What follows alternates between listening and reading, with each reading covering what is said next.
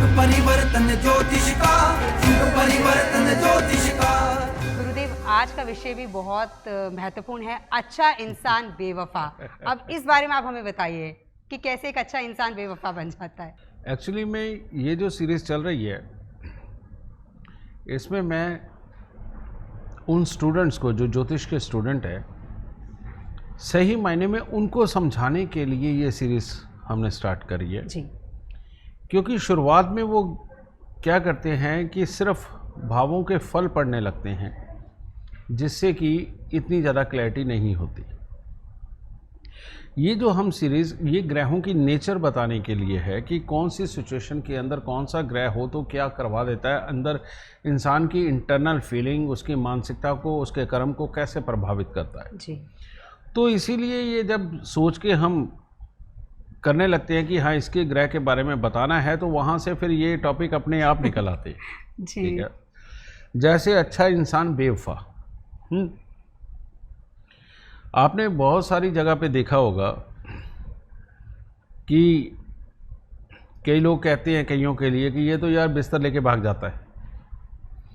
कईयों के लिए शब्द इस्तेमाल किए जाते हैं कि इसके तो खून में ही बेवफाई है।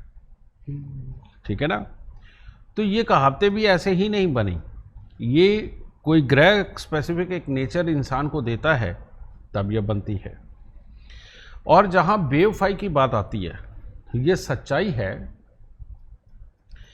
कि इसके अंदर दो ही ग्रह सबसे ज़्यादा अहम होते हैं, या इन दो ग्रहों के घर सबसे ज़्यादा अहम होते हैं। ठीक है। और वो दो ग्रह कौन से हैं? एक है बुध और दूसरा है मंगल। अगर इसको सही ढंग से नहीं देखा तो बेटा धोखा आप भी खा सकते हो। और एस्ट्रोलॉजर ने अगर कहीं से भी धोखा देखना है तो वो इन दो ग्रहों को सबसे पहले देखे, तो उसको समझ आएगा कि हाँ ये इंसान धोखा दे सकता है या नहीं दे सकता है। लेकिन अच्छा इंसान बेवफा है।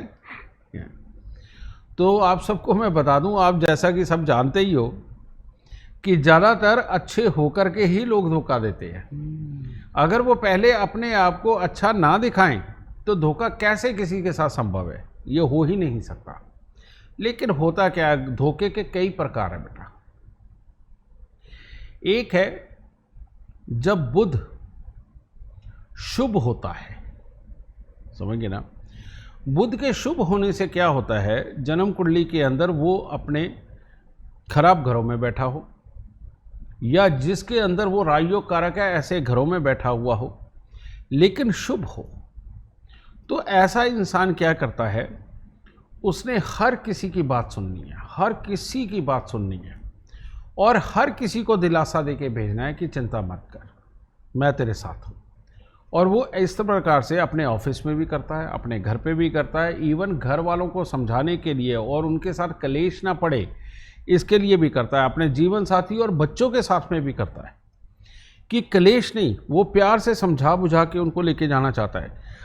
तो अगर एक टाइम पे मान लो एक बच्चा ही है या घर का कोई मेंबर है या कोई यार दोस्त है, वो गुस्से में भी है और सिचुएशन वर्स्ट हो सकती है, खराब हो सकती है, तो वो उसे झूठ बोल के दिलासा दे देगा कि चिंता मत कर, ये फलाने टाइम के ऊपर ये ऐसा मैं कर दूंगा। मान लो मालिक ही है, वो नौकरों को इस तरह का दिलासा दे देता है। अगर बिजनेसमैन है तो वो छोटे बिजनेसमैन को या साथ में काम करने वाले को ऐसा दिलासा देता है। लेकिन जब सिचुएशन आती है पूरी, उस वक्त वो काम तो न्याय का ही करता है, और काम वही करता है जिसमें ज़्यादा से ज़्यादा को फ़ायदा हो। लेकिन ये ज़रूरी नहीं है कि जिसको उसने दिलासा दे रखा हो उसके लिए वो कुछ करे। तो ऐसे में एट ए टाइम पे उस इंसान को, जिसकी मानसिकता कमज़ोर है, जिसका कर्म कमज़ोर है, उसको ये लगता है कि मेरे साथ धोखा हो गया। तो वहाँ ये शब्द पैदा होता है कि अच्छा इंसान बेवफा। ठीक है। फिर वो उस चीज़ को पकड़ के बैठ जाते हैं। अब वो उसके बारे में जगह जगह बात तो गाता है कि नहीं ऐसा हुआ उसने मेरे साथ किया, लेकिन कोई नहीं मानता क्योंकि सारी दुनिया उसे अच्छेपन के नाम से जानती है और वो काम सही कर रहा होता है। दूसरी तरह के धोखेबाज लोग जो अच्छे होते हैं बहुत, लाल किताब में शब्द आता है, बुध के लिए ही आता है कि राग इतना मीठा होगा कि कान कटने तक नहीं छोड़ेगा। समझ गए? यानी कि बुध की कुछ खास सिचुएशनें होती हैं, जैसे पहले घर का भी बुध होता है, दूसरे का भी होता है, 10वें का भी होता है, शनि के साथ जुड़ा हुआ बुध होता है। ये लोग बहुत ही मीठे होते हैं और सामने वाले के साथ में बहुत ही मीठे व्यवहार के साथ चलते हैं होंगे, और हमेशा ये वही बोलते हैं जो सामने वाले के फ़ायदे का होता है, हमेशा ही वही बोलते हैं। ठीक है, लेकिन ये अपने फ़ायदे के लिए बोलते चले जाते हैं और सामने वाले को देर पे देर होती चली जाती है, क्योंकि ये बोलते हैं लेकिन इनके काम बड़ी देर से पूरे होते हैं जी। तो वहाँ पर फिर आदमी इनसे पीछा छुड़ाता है, फिर कहता है। लेकिन एक ख़ास सिचुएशन ये होती है कि जिन लोगों का काम ही चापलूसी है, जिनकी जन्म कुंडली के अंदर बुध बहुत ही प्रबल होता है, वो लोग चापलूस होते हैं। और वो क्या करते हैं, उन लोगों को आदत होती है कि जिसके पास बैठे हैं उनके शरीर को वो छूते रहते हैं, प्यार से सहलाते हैं, बल्कि प्यार से, कोई गलत इंटेंशन से नहीं कि जैसे भाई को भाई, यार दोस्त को यार दोस्त, इस तरह से। ठीक है, और वो दूसरों को इस तरह से सही मायने में ला के कूल कर रहे होते हैं और अपनी बातों का प्रभाव उनके ऊपर डाल रहे होते हैं और एक भी कोई कड़वी बात नहीं बोलते। लेकिन ऐसे लोगों के पास से जब उनसे जो मीठा बोल रहा है उसके पास से जब काम निकलवाना हो तो वो गायब हो जाते हैं वो गायब हो जाते हैं और फिर वो बाद में कभी मिलेंगे तो वो अपनी मजबूरियां बताते हैं, मैं तो उसमें फंस गया था, मैं तो उसमें फंस गया था, मैं तो उसमें फंस गया था। ये सारी चीज़ें करते हुए बेटा वो इस तरह की बातें करने के बाद में पता चलता है कि ये बोल ही मीठा रहा था, लेकिन सही मायने में ये धोखेबाज है, ये वाकई में काम में नहीं आएगा।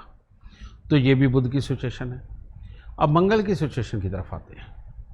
मंगल की सिचुएशन में भी यही होता है। कारण ये कि नसें होती हैं बुध, और नसों के अंदर बहने वाला खून ये होता है मंगल। तो वहाँ पर भी इन लोगों में क्या होता है, इनके अंदर जेलस की भावना होती है, और जब कोई तरक्की करता है तो उसके मुंह पे बहुत मीठा बनते हैं। इवन इनके अंदर दिखावा बहुत होता है कि अगर इनको मान लो अपनी ही दुकान दिखानी है, अपना घर दिखाना है, अपना बिजनेस दिखाना है, तो ये अच्छे इंसान को ज़रूर बुलाते हैं, बड़े बड़े लोगों को ज़रूर बुलाते हैं जी। लेकिन रियलिटी में अपने से आगे जो बढ़ रहा हो उससे जेलस खाते हैं ये, लेकिन उसके साथ भी बहुत मीठे होते हैं। उसको ये एक के बाद दूसरा, दूसरे के बाद तीसरा इतने बड़े बड़े वादे कर देते हैं कि तेरा जहाँ पसीना गिरेगा मैं खून गिरा दूंगा, तेरे लिए यहाँ काम आ जाऊंगा, तू एक बार मेरे को आजमा के तो देख। ये इतनी बड़ी बड़ी बातें कर देते हैं। ये खराब मंगल की बात कर रहा हूँ।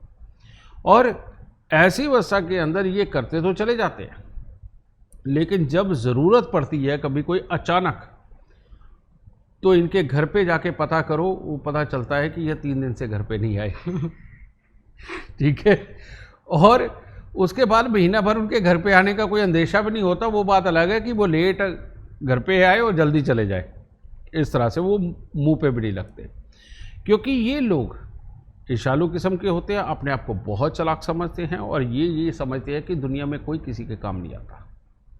ये मंगल खराब कानून है। ठीक है, और इन्हीं लोगों की लगाई हुई नज़र ज़्यादा जल्दी लगती है, ये भी बात ध्यान में रखिए। ठीक है, फिर एक तो ये भी हो गए, फिर इसके बाद में मंगल के और बुध के घरों वाले समझे। ये घरों की बात पे अब आते हैं। जैसे शनि 4 में हो, बृहस्पति तीसरे में हो, तो कहते हैं लूट खसूट के आदमी अमीर हो जाएगा। वो तो सबको ही धोखा देता है, उसका तो काम ही मीठा बोलना होता है, लोगों के साथ धोखाधड़ी करनी होती है। तो उस अवस्था में क्या, अब ये मंगल का घर क्यों, क्योंकि तीसरा घर जो है वो मंगल का और बुध का है। ठीक है, मंगल के पक्के घरों में वो भी आता है।